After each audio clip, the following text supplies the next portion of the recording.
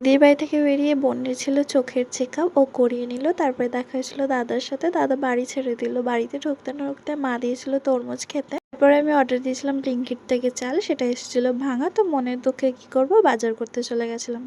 বাজার করার সাথে সাথে তো টুকটাক খাওয়া দাওয়া আমার লেগেই থাকে। দেন বাড়িতে এসে ফ্রেশ হয়ে নিয়েছিলাম, কারণ আজকে আমাদের হুজু উঠেছে রাত্রিবেলা ফ্রাইড রাইস আর চিলি চিকেন খাবো।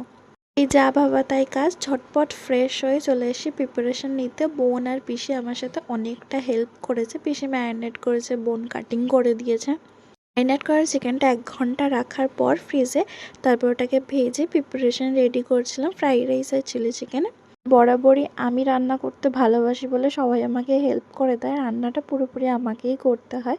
তো কথা বলতে বলতে চিলি চিকেনটা রেডি হয়ে গেছিলো। চিলি চিকেন আর ফ্রাইড রাইসের ফাইনাল লুকটা হয়েছিল এরকম, খেতে হয়েছিল খুব ভালো। সেটা আমার কথা না, এটা আমার বাড়ির লোকের কথা।